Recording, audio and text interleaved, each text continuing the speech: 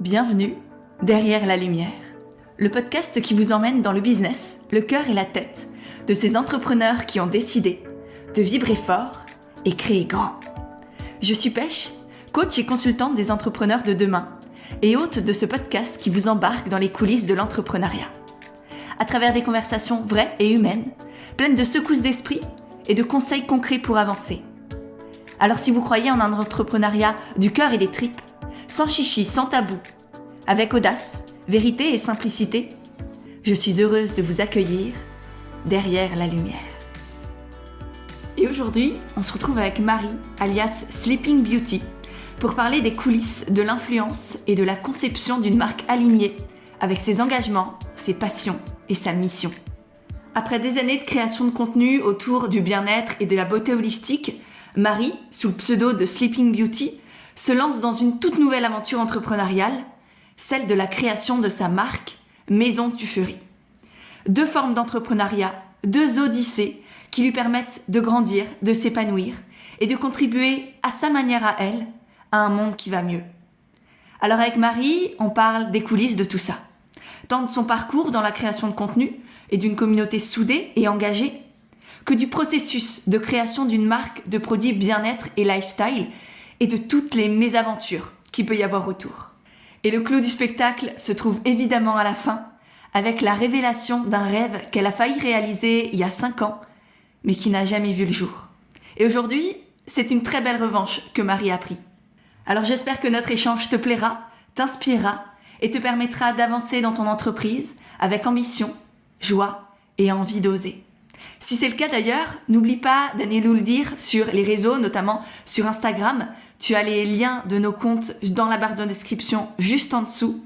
On a toutes les deux vraiment hâte d'avoir ton retour sur tout ça. Alors sur ce, je te laisse pour notre belle conversation. Hello Marie, bienvenue sur le podcast. Je suis très heureuse de te retrouver aujourd'hui. Comment est-ce que tu vas ? C'est une question hyper importante quand même.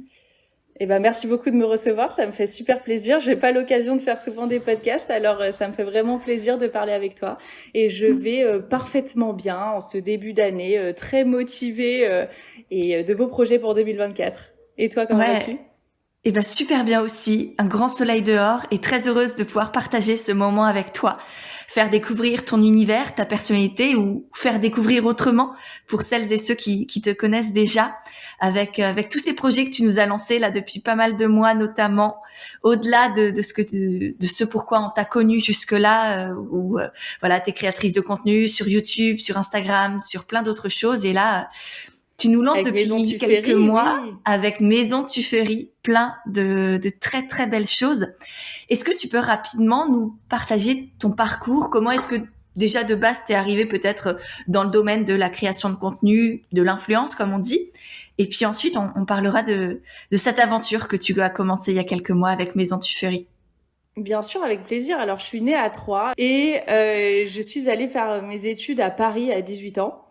Et lorsque j'étais à Troyes, j'avais une activité créative qui était l'école des beaux-arts. J'étais élève pendant 10 ans là-bas. Et lorsque je suis arrivée à Paris, je cherchais à renouer un peu avec cette créativité qui me manquait beaucoup. Donc je me suis dit, ok, je regarde des vidéos YouTube, le montage, ça a l'air super sympa. Je regardais Casey Neistat à l'époque, je l'adorais. Et j'ai commencé pour ça en fait, pour le montage, même pas pour avoir une communauté ou des abonnés ou ni même donner des conseils. C'était vraiment juste pour le kiff de faire du montage. Et j'ai adoré tout de suite. Donc j'ai continué à faire des vidéos et j'ai commencé à me créer une petite communauté qui me demandait des questions concernant le skincare au début. Donc j'ai commencé avec ça. Et ensuite, des soins de la peau, est arrivé le thème de l'alimentation, parce que pour avoir une belle peau, il faut quand même bien manger, puis ensuite il faut bien dormir, et puis ensuite voilà, et puis c'est comme ça que je suis arrivée au thème très général qui me plaît tant du bien-être, avec voilà plusieurs piliers, et c'est comme ça que j'ai commencé finalement, c'était vraiment pour le montage. Énorme, je crois que je savais pas. Ah bah ouais, ça fait combien de temps du coup ? C'était en quelle année ? Alors, pour être très honnête, j'ai commencé en 2015, mais vraiment pas régulièrement. Tu vois, c'était à côté de mon école de commerce, donc j'avais pas non plus le temps de faire 2 vidéos par semaine, d'alimenter Instagram, etc. Donc c'était vraiment pour le plaisir entre guillemets, même si ça reste un plaisir, mais maintenant c'est ma profession également. Et je crois que c'était l'été 2019, je me suis dit, ok, je vais me mettre à fond dans YouTube et je vais faire 2 vidéos par semaine à partir de cet été. Et c'est là vraiment que ça a commencé. Alors, j'ai vu si c'était 2018 ou 2019, mais voilà. Tu vois. Et tu t'es tout de suite dit que ça allait être un métier, quelque chose qui allait te rémunérer, te permettre d'avoir un salaire? Pas du tout. Non, okay. Non, pas du tout. Mais tu sais, à l'époque, en fait, je suis même pas sûre qu'on était déjà rémunérés. Enfin, aucunement, j'avais en tête l'aspect financier, rémunération. Je te dis, c'était purement du plaisir, sans aucune arrière-pensée, ni même de recevoir des produits ou quoi que ce soit. Je voulais vraiment juste exprimer ma créativité. Et ensuite, je voulais juste aider les gens et avoir une communauté qui s'entraide, etc. Parce que de plus en plus de personnes sont venues et j'ai adoré cet esprit parce que j'ai jamais eu trop de haters. Donc j'ai vraiment aimé ce côté. Voilà, on est une communauté de filles parce qu'on est 97% de filles sur ma chaîne, donc je peux le dire. Et voilà, c'est vraiment good vibes, on s'entend bien, on se laisse des petits commentaires. J'ai toujours eu à cœur de répondre à mes commentaires, même si aujourd'hui c'est difficile de répondre à tous. Mais voilà, toujours ce côté un petit peu bon enfant limite, de ok, je te partage mes conseils de beauté, de bien-être, etc. Voilà. Ok. Et comment ça arrivé à ta question? Si, complètement. C'est hyper intéressant du processus d'abord, et c'est même vital, je crois, aujourd'hui, pour n'importe quel entrepreneur, n'importe quel créateur, de le faire d'abord pour son kiff à soi. Parce qu'il y a quelque chose qui nous appelle et ne pas, que l'objectif ce soit pas basé sur les autres, sur ce que peuvent dire, penser ou faire les autres ou devenir client ou quoi, mais juste soit le kiff d'écrire, de partager, de filmer, de monter, de quoi que ce soit. Mais tu sais, c'est un vrai nécessaire conseil, ouais. parce que au bout d'un moment, ça deviendra difficile. Même si tu commences avec le plaisir de faire des vidéos, etc., t'es trop excité, au bout d'un moment, tu manqueras un petit peu d'idées, tu manqueras peut-être un petit peu de motivation.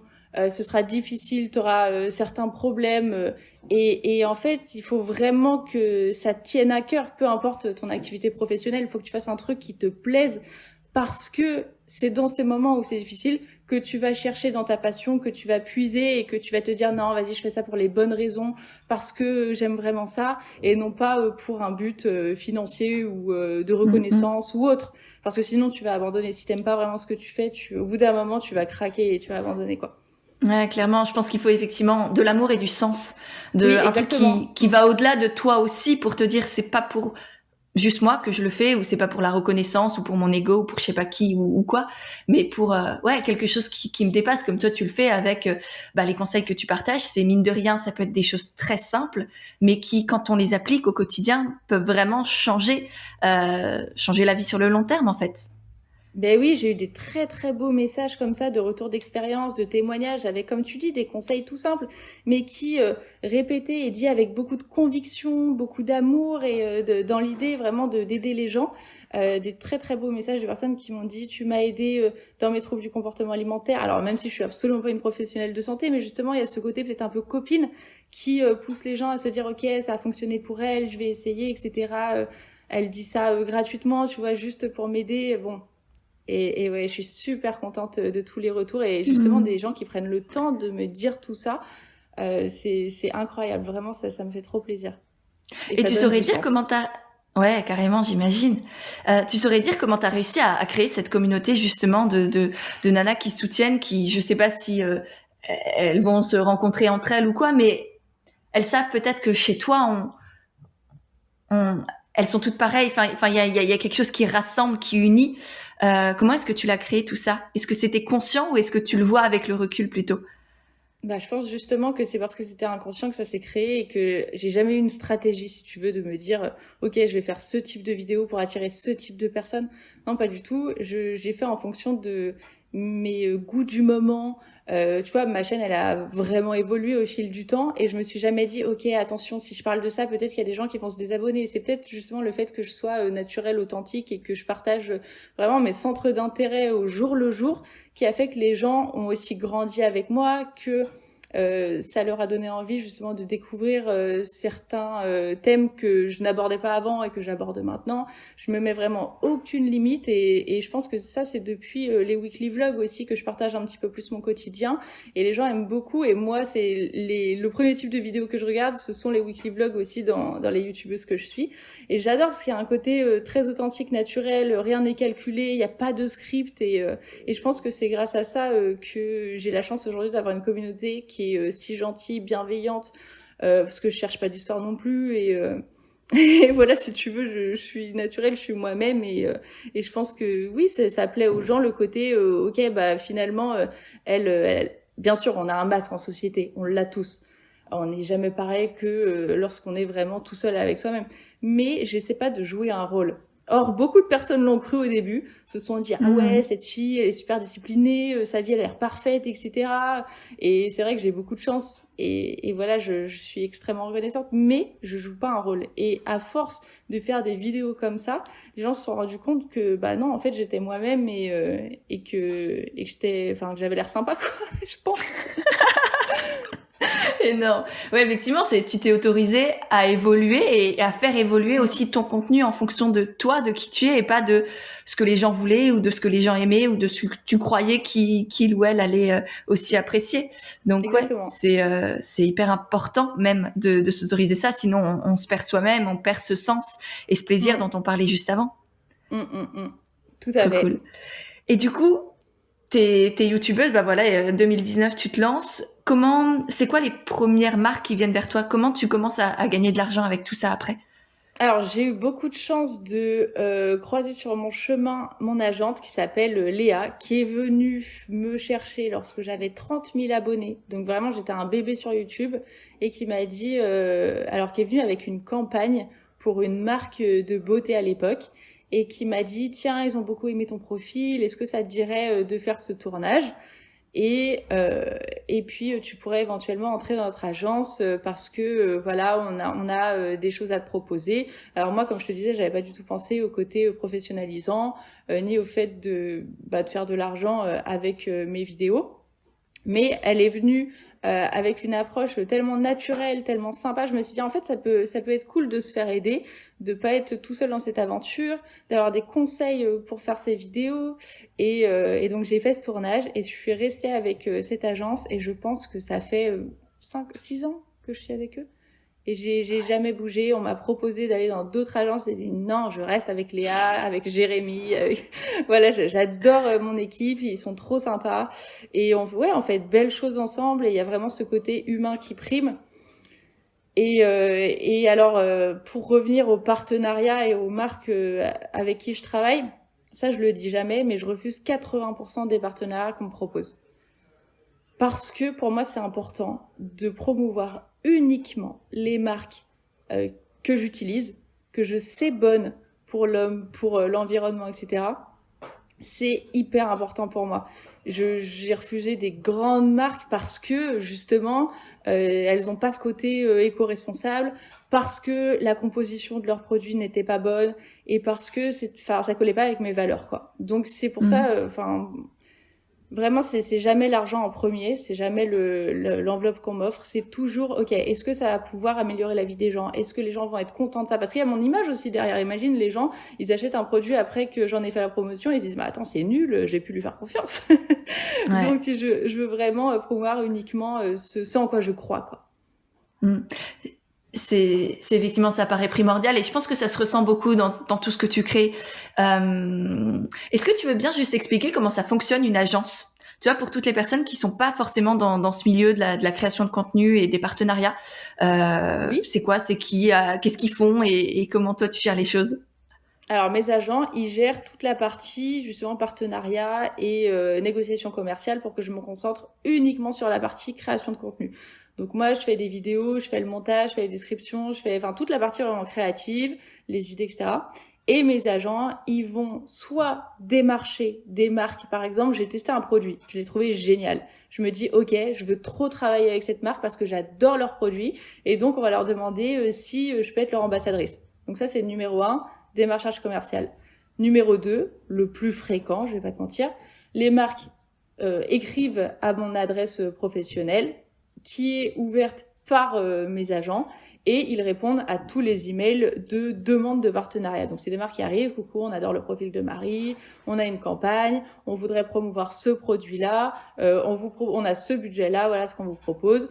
Soit le budget est trop petit, mon agent négocie pour que ce soit du win-win si tu veux, parce que bien sûr quand je fais la promotion d'un produit, ça génère des ventes et donc il faut que ce soit assez juste. Donc voilà, ils font la négociation commerciale. Ensuite, la marque envoie un contrat qui relise, etc., que je signe. Et ils envoient une forme de brief. J'ai toujours à cœur de présenter le produit avec mes mots, si tu veux, avec mon expérience, avec mon vécu.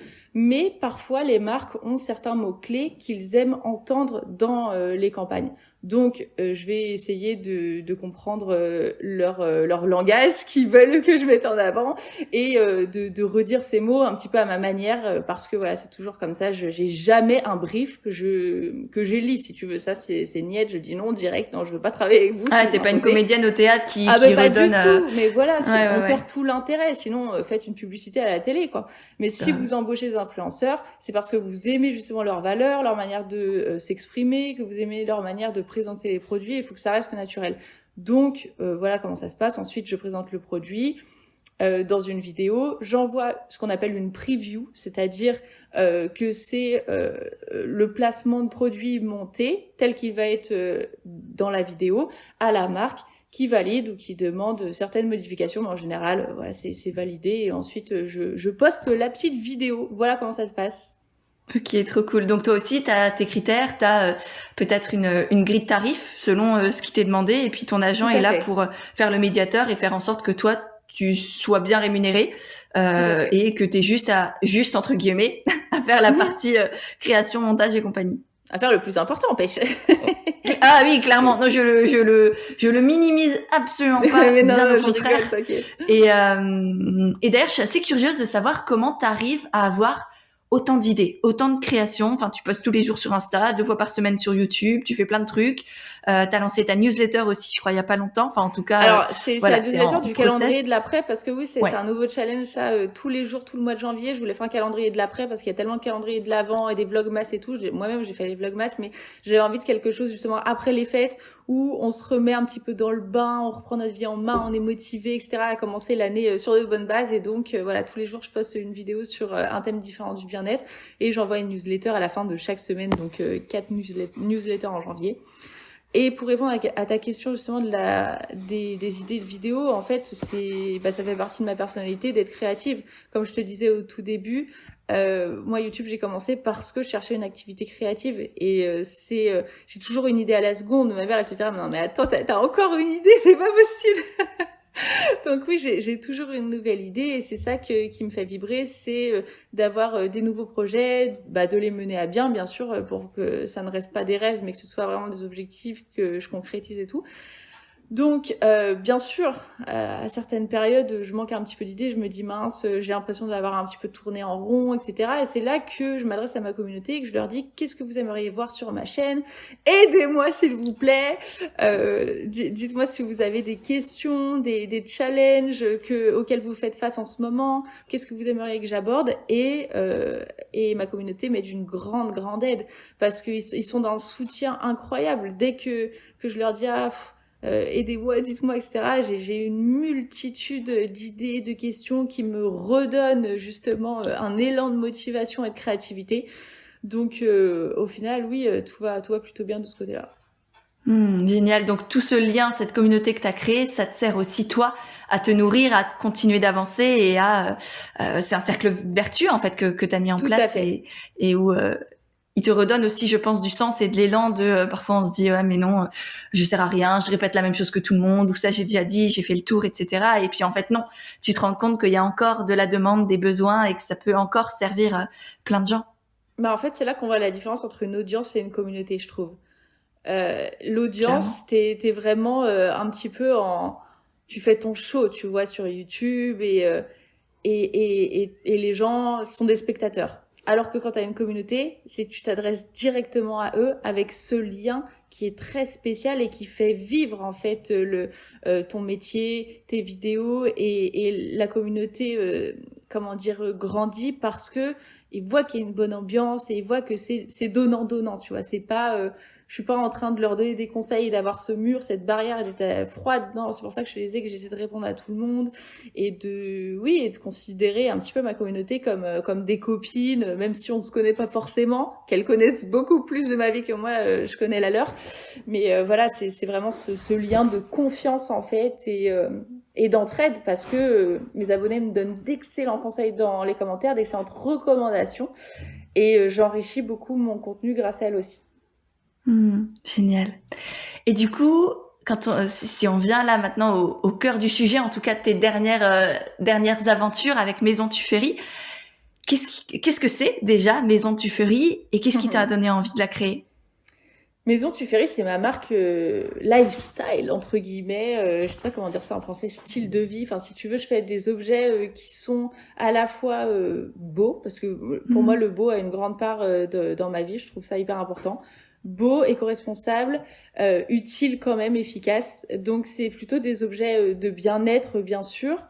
Donc j'ai commencé avec le planeur holistique. Le journal, voilà. Le fameux. Voilà, ça c'était mon premier produit que j'avais fait en beige. Maintenant, j'avais fait une édition de Noël en vert.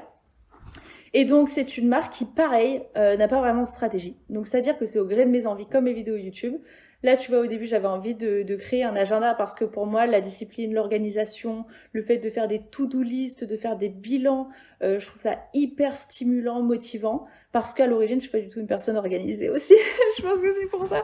J'ai créé un produit pour moi et aussi parce que je savais que ça pourrait aider ma communauté à se sentir mieux et voilà. Donc j'ai commencé par ça et là, je suis en train de créer le deuxième projet. J'en ai pas encore parlé. Je vais en parler le mois prochain. Trop contente aussi. Et donc si tu veux, c'est une marque voilà qui est au gré de mes envies et toujours avec mes valeurs. Là par exemple, ce planeur, tout est fait en France. C'est-à-dire que même les serveurs de mon site sont français. Ça me tenait vraiment à cœur et aussi de travailler avec des petites entreprises troyennes notamment. Il y en a beaucoup qui sont autour de Troyes parce que je suis née à Troyes. Je trouve ça important de faire travailler des petites entreprises, celles qui en ont le plus besoin finalement.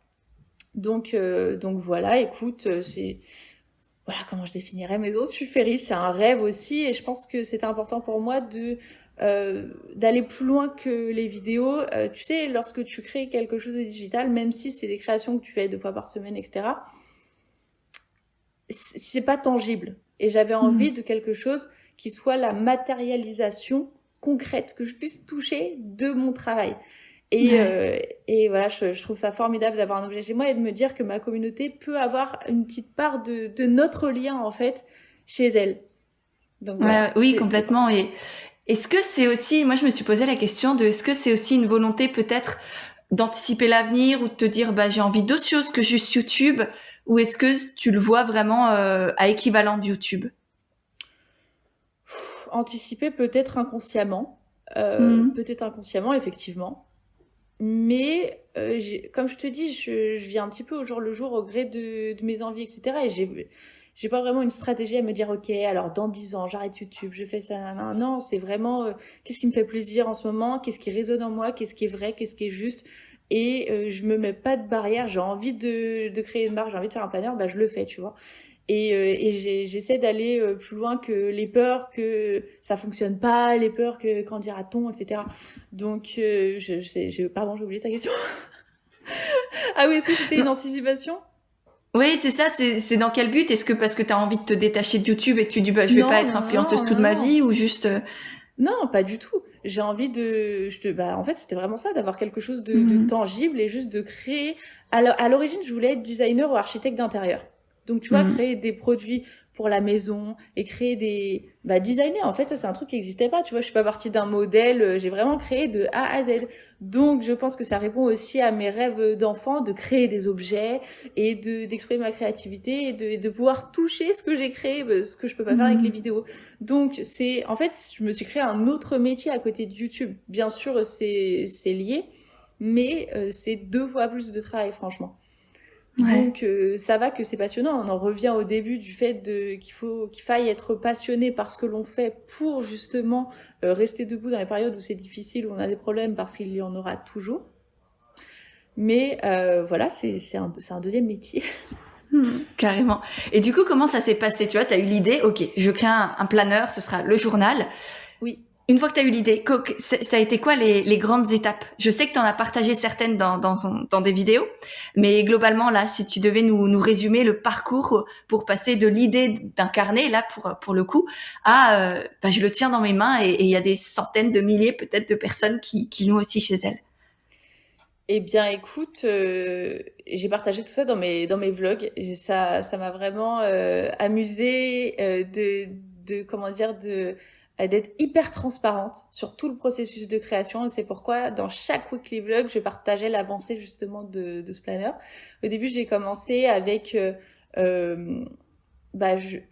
que j'allais mettre à l'intérieur, tout simplement. Je suis allée sur Canva et je me suis dit ok, qu'est-ce que je vais mettre à l'intérieur, comment va se présenter une page, etc. Vraiment le côté hyper créatif de ok, comment va être le planner.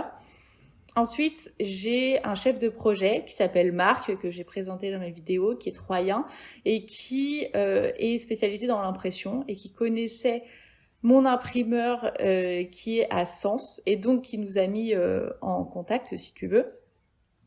Et donc cet imprimeur m'a dit ok, quelle couverture tu veux? Ah bah je veux une couverture en tissu. Ah bah ça se fait plus, mais on va le faire quand même. Ok. Parce que si tu veux, je voulais une couverture en tissu, mais française. Il y en a beaucoup en Europe de l'Est, etc. Et si tu veux, ce type de reliure là, ça se fait plus aujourd'hui. Donc ça leur a plu aussi de renouer avec le côté la vraie papeterie, tu vois, à l'ancienne et tout. Et donc si tu veux, c'est avec eux qu'on a avancé pour trouver le type de feuille, la couverture en lin, etc. Ensuite, pour le marquage à chaud, je voulais un marquage à chaud, je voulais rester en France aussi. J'ai trouvé une entreprise à Lyon qui existe depuis 150 ans, je crois, une entreprise hyper familiale. Donc voilà, tout ce que j'ai fait, je me suis dit ok, je veux que ce soit français, allons trouver en France les prestataires. Et ensuite pour la première édition, on a tout fait nous-mêmes en termes de packaging et d'emballage. J'ai demandé à mes parents, allez venez, on va emballer mes planeurs. Ils étaient ravis. Parce que ils se sont dit, mais Marie, t'es folle, regarde les quantités. Ah oui, oups, je me suis pas rendu compte. T'en as vendu. La première édition, c'était combien de planeurs? Plusieurs milliers. Punaise. Ouais. Plusieurs milliers de planeurs. Et il y en a eu le double pour la deuxième édition. Et pour la deuxième édition, je me dis, non, maman, papa, ne vous en faites pas, vous n'allez pas emballer les planeurs. Et donc, j'ai fait appel à une entreprise, justement, qui m'a aidé à emballer le petit papier de soie, l'étiquette, etc. Parce que, voilà, ensuite, tu dois avoir en tête toutes les étapes de la création. Donc, ça va, justement, du design du livre à la conception, ok, comment on va le faire, couverture, etc., page, machin. Ensuite, tu dois avoir en tête le packaging dans lequel il est emballé. Est-ce que tu veux un petit papier de soie? Est-ce que t'en veux pas? Est-ce que tu veux une étiquette? Est-ce que, voilà, moi j'ai fait un marque-page en papier ensemencé parce que je trouvais plus sympa ça plutôt qu'une carte de remerciement classique. Donc ok, on va faire ça.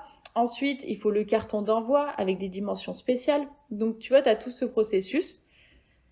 Et tu dois mettre ça en place, ouais, c'est pas mal de travail. Bah, carrément. Et du coup, c'est plein de contacts aussi, mine de rien, à avoir. Oui. Tu m'as parlé de Marc, qui a été peut-être, oui. C'est lui qui t'a mis en contact ou qui t'a accompagné en tout cas pour toutes ces étapes? Marc, c'est le pilier. Marc, c'est sans Marc, y a rien. Ah oui, sans Marc, y a rien, c'est clair. Marc, je te dis, c'est une personne qui a énormément de contacts, qui a un réseau formidable parce que il est dans l'impression. Donc aujourd'hui, il y a tellement de choses qui sont imprimées. Tu regardes n'importe quel objet autour de toi, il y a de l'impression dedans. Donc si tu veux, Marc, il connaît beaucoup de personnes et je l'ai. C'est mon chef de projet. Je lui ai dit, ok, tu vas m'accompagner dans tous mes projets, même ceux qui sont pas directement liés à l'impression. Et donc, il va faire des recherches. En vrai, c'est tout bête, hein. T'as besoin d'un prestataire, tu vas sur Internet et tu tapes, fournisseur de ce que tu veux. Et ensuite, c'est beaucoup de temps Mais voilà, enfin ça tombe pas du ciel, faut chercher. Aujourd'hui, on a un outil formidable qui est Internet, qui te permet justement de trouver des gens, ne serait-ce que sur LinkedIn ou autre. Il en a trouvé pas mal sur LinkedIn aussi. Et donc voilà. Après, si tu veux, c'est bien de déléguer. Moi, j'aurais jamais eu le temps de faire tout ça, me concentrer uniquement sur la partie créative, à la fois de mes vidéos et aussi de la création de mes produits. Je fais tout le côté création, voilà.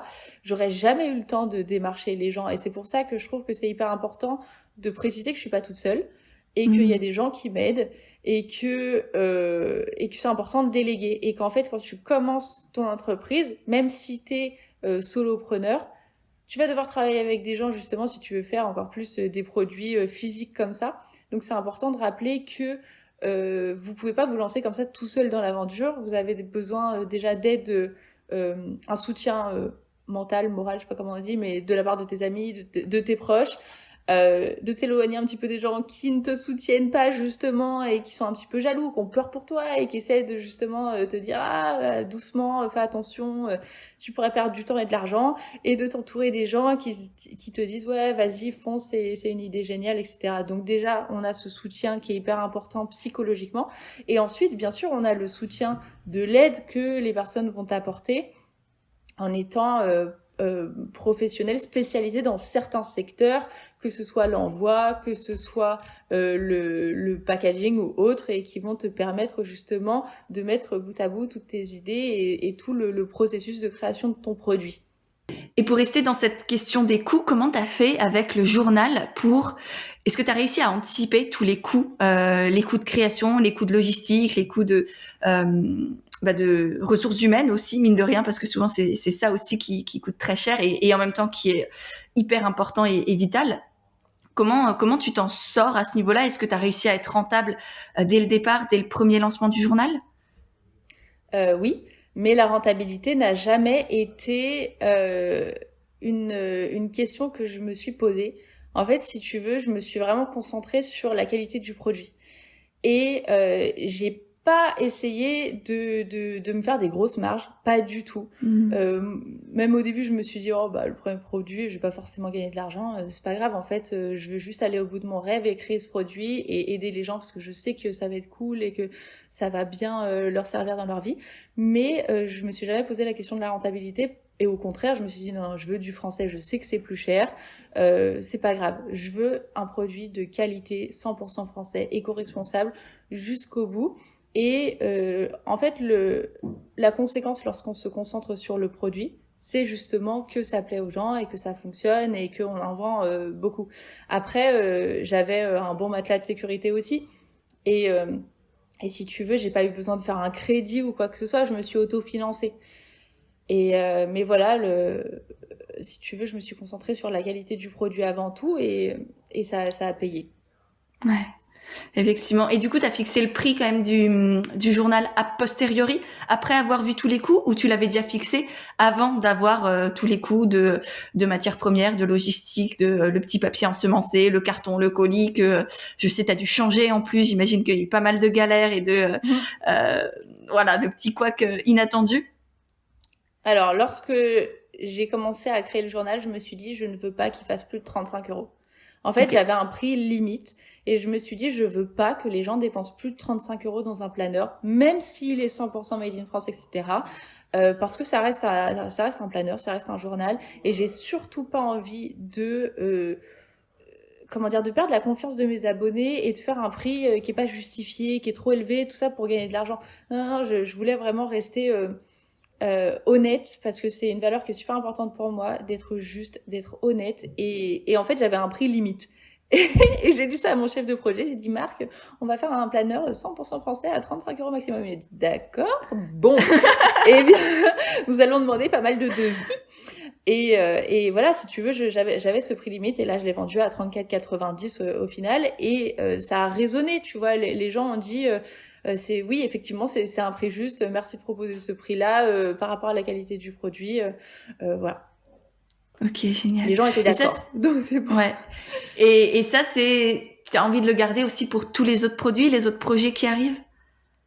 Oui, tout à fait. Là, par exemple, en fait, je pars d'un prix fixe que je veux pas dépasser. Là, par exemple, pour mon autre produit, c'est un produit qui sera moins cher que le planner parce que j'ai eu quand même des étudiants qui m'ont dit j'aurais voulu l'acheter, malheureusement j'ai pas assez d'argent, j'aurais tellement aimé avoir un petit bout de toit chez moi. Et donc c'est aussi en pensant à ça que je me suis dit ok, le deuxième produit on va le faire moins cher que le planner, tout aussi 100% français, etc. Tu vas voir, ça va être trop bien. Mais j'avais toujours ce prix limite de ok, je veux qu'il soit un petit peu moins cher et je veux pas dépasser ce montant-là. C'est important. Ouais, et je pense que c'est... ça te donne une limite en fait. En fonction de ça, tu peux négocier avec tes fournisseurs, tu peux demander d'autres devis, mais voilà, t'as un seuil limite et je suis pas là à flamber sur les prix de mes produits maison de Ferry.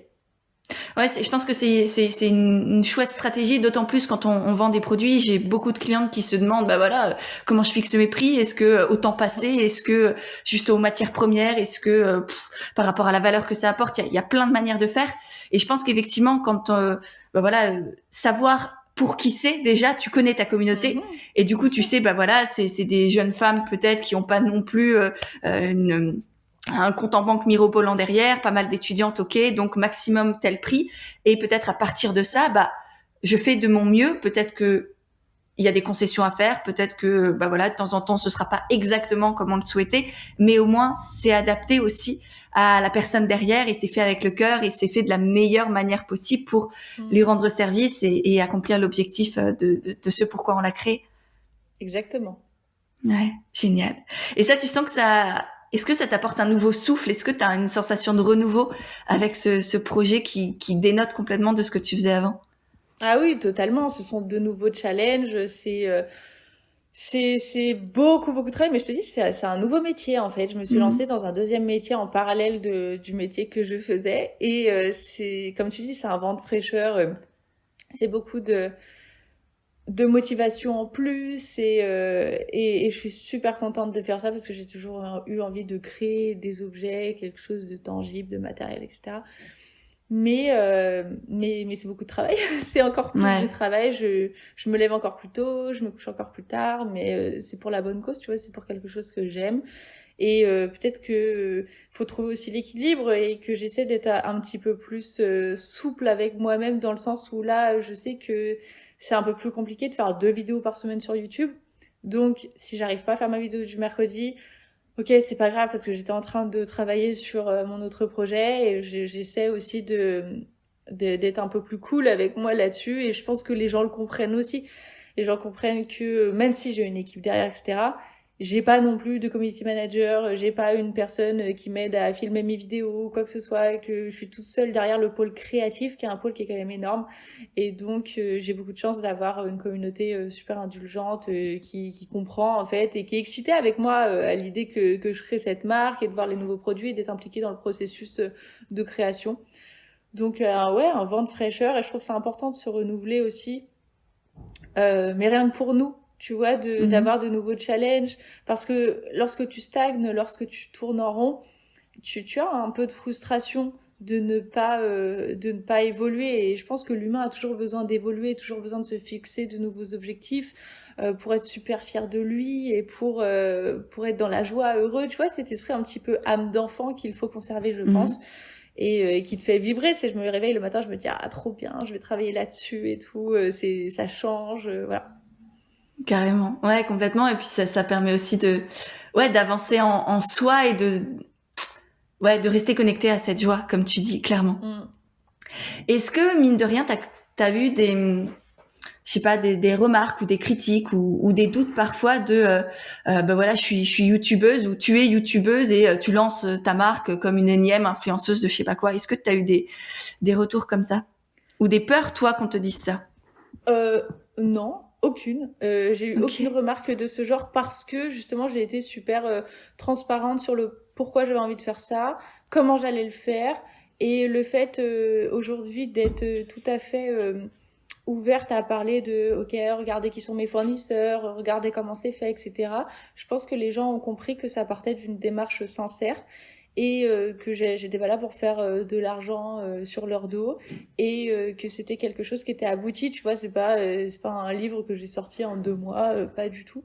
Et donc les gens, je te dis, j'ai vraiment pas beaucoup de haters dans ma communauté. Parfois t'as 2-3 petits commentaires qui se baladent, on se demande pourquoi les gens sont tombés sur ma chaîne. Mais non, j'ai beaucoup de chance d'avoir une communauté de personnes qui me soutiennent, qui sont là, qui sont hyper encourageantes. Et je pense que peut-être que ça les motive aussi de voir que, ok, j'ai des rêves, mais je les concrétise et je les transforme en objectifs. Et ça reste pas juste une petite idée dans le coin de ma tête et que je le fais vraiment et que je leur montre le processus. Donc non, j'ai vraiment eu aucun message de personnes qui me disaient une marque de plus parce que il y avait, enfin c'était différent, c'était pas, il y avait une valeur ajoutée et j'ai pas pris un produit tout fait en mettant Maison Tufferie dessus. J'ai vraiment créé de A à Z et je pense que ça a dû faire la différence aussi. Carrément, c'est même certain.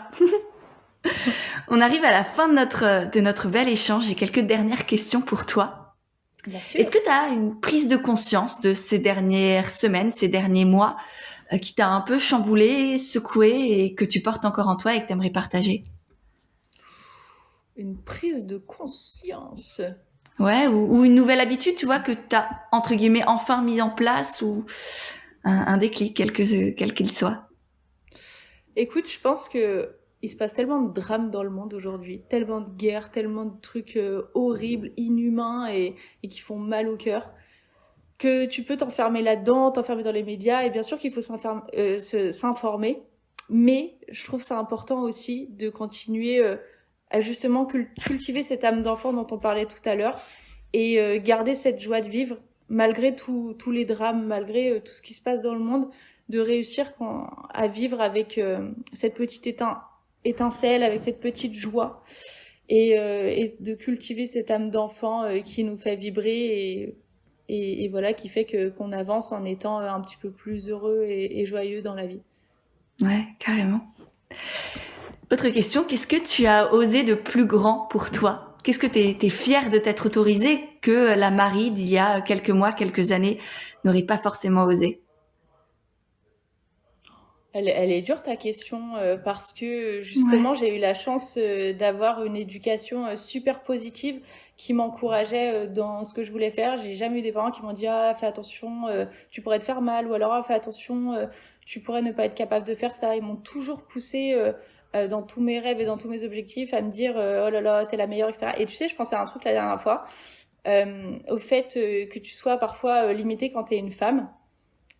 Dans la vie active ou quoi, mais moi c'est complètement l'inverse et je pense que c'est parce que lorsque j'étais petite j'ai appris, enfin on m'a toujours dit que mon père voulait une fille, et tu sais le fait d'avoir cette validation par ton père depuis toujours, ah mon père il voulait un enfant, il voulait une fille, tu vois ce genre de truc, et bien j'étais désirée pour pleinement quoi. Ouais. Pleinement. Dès l'éducation, ça te donne une force. Ah oui, pourquoi il voulait une fille plutôt qu'un garçon? C'est génial. Et du coup, je suis une fille, trop bien.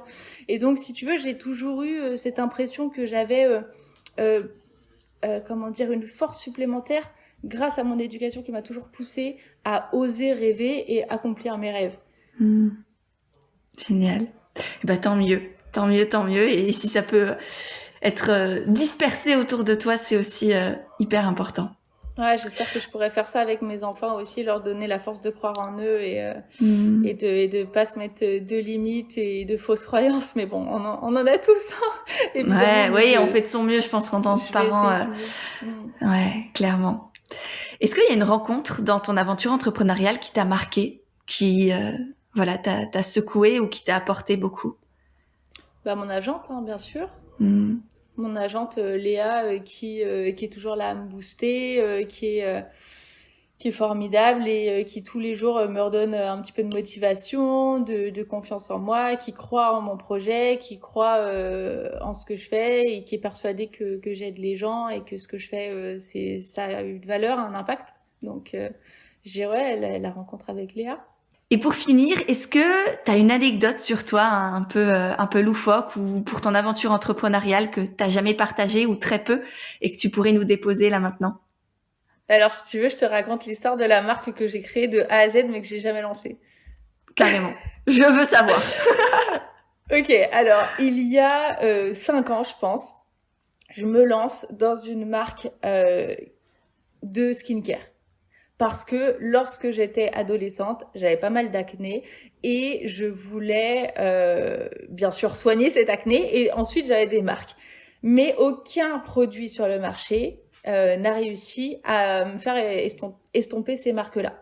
Donc, je me renseigne, etc. Je me rends compte que les huiles végétales et les huiles essentielles pourraient fonctionner. Je fais plusieurs tests et j'arrive à ma propre petite mixture qui fonctionne super bien. Et oh, regarde, ça fait des cœurs dans l'écran. C'est trop mignon. et qui me fait partir mes traces d'acné super rapidement, etc. J'en reviens pas, tu vois. Et je me dis, ok, je veux aider les gens, je veux aider ma communauté. Je sais que beaucoup de personnes souffrent de ça. Je vais lancer mon produit. Donc, je m'associe avec une personne dans l'artisanat au début, qui faisait des savons, etc. Sophie, qui était vraiment adorable. Et je lui dis, viens Sophie, j'ai trop envie de faire ce produit. Donc, je paye tout, hein. Je paye les tests produits, je paye le packaging, je dépose mon nom. Mon nom se fait refuser par Guerlain, qui me dit non mademoiselle, votre nom est trop proche d'un de nos produits. 2 jours avant la durée légale, tu sais, à laquelle on peut contester un nom de marque. Donc je suis là, oh c'est pas possible. Dégoûtée. Donc si tu veux, faut que je repense tout ça. Il m'arrivait que des galères pour ce projet-là. Et je me suis dit, ok, est-ce que je dois persévérer? Est-ce que c'est un appel qui pousse justement à la rigueur et à persévérer? Ou est-ce que c'est pas justement des petits signes qui me disent doucement? Donc, je continue, je crée ces produits-là, je trouve la formule parfaite, etc. Et je me dégonfle totalement au dernier moment parce que je me dis, je pourrais pas supporter l'idée que des personnes aient des allergies à mon produit. Moi, ce que je veux, c'est aider les gens, mais je ne veux pas le revers de la médaille et que certaines personnes aient des réactions. J'aurais pas pu, si tu veux, émotionnellement, dealer avec ça. Même si je sais que ça aurait aidé beaucoup de personnes, je pouvais pas faire un produit risqué. Et donc, j'ai tout abandonné pour ça parce que je savais que j'allais recevoir des messages de personnes qui allaient me dire oh, regarde l'état de ma peau, ça m'a fait une réaction allergique parce qu'il y avait des huiles essentielles en plus dedans. Donc, ça convient pas à tout le monde non plus. Et je me suis déballonnée. Voilà. J'avais tout fait de Et c'est resté quand même dans un coin de ta tête? Tu te dis peut-être un jour quand même ou t'as tiré un trait? Je pense que j'ai tiré un trait. Parce que j'ai eu tellement de galères justement entre le nom, entre la composition, entre la stabilisation de la formule, etc. Je me suis dit non, en fait, c'était trop éprouvant émotionnellement et on revient au tout début du podcast où je te disais que faut que ton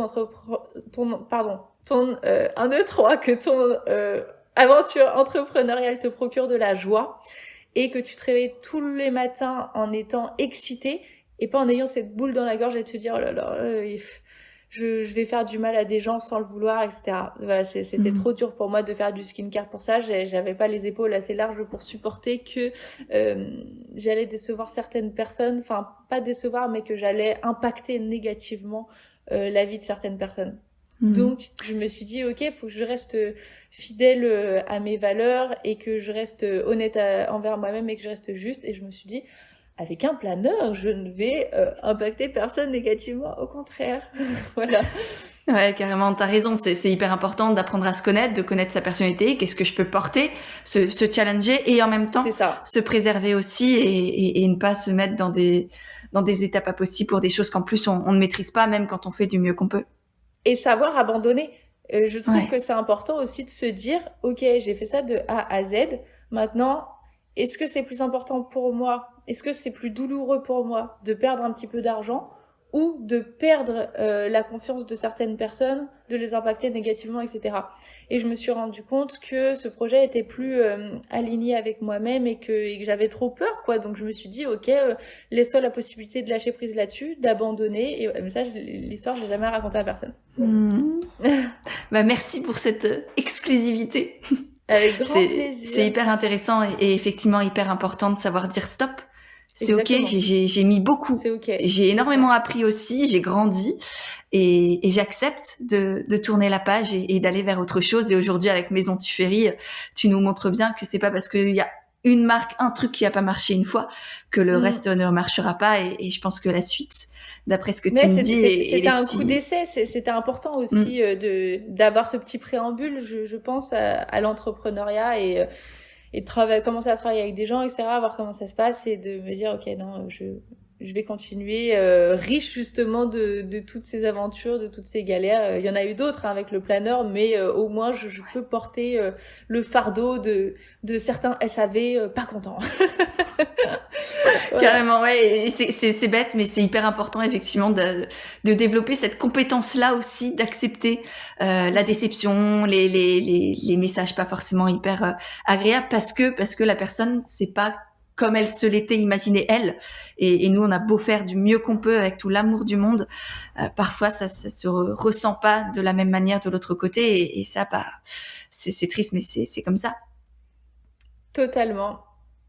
Bon. C'est la magie de travailler avec des humains et c'est génial. Ouais, c'est passionnant. On est passionnant. On est magique. Bref. Merci pour tout ça, Marie. Merci pour tous ces partages, pour tous ces conseils, pour ces anecdotes aussi. Merci. Est-ce que tu aurais un dernier mot de la fin ou quelque chose que tu aurais aimé partager que tu n'as pas pu? Dernier mot de la fin. Ne soyez pas pudique à dire je t'aime. Je trouve que c'est hyper important de le dire vraiment, de le montrer avec des gestes bien sûr, mais aussi de le dire. Parce qu'on a toujours un petit peu cette pudeur de je sais pas si j'ose dire je t'aime à mes parents, je sais pas si, mais un jour il est trop tard et voilà, dites je t'aime aux gens que vous aimez vraiment.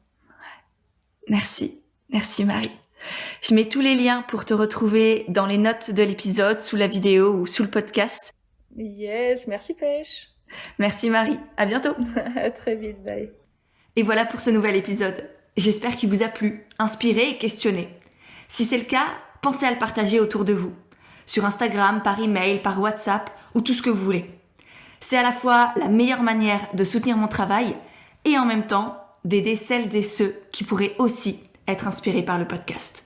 Et d'ailleurs, une autre très belle manière de permettre à d'autres personnes de découvrir le podcast et de soutenir tout ça, c'est de laisser une note et un commentaire sur votre application de podcast. Ça vous prend 2 secondes et demie et ça a un impact vraiment immense au niveau des algorithmes et de la visibilité du podcast. Donc merci d'avance de prendre ce temps-là. En attendant le prochain épisode, si vous avez envie d'autres conseils et réflexions pour avancer, je vous invite à me retrouver sur Instagram et LinkedIn, dont vous avez les liens juste en dessous dans les notes de l'épisode, ainsi que toutes les ressources que l'on a abordées dans cet échange. J'ai hâte de vous y retrouver et en attendant, prenez soin de vous et surtout, autorisez-vous.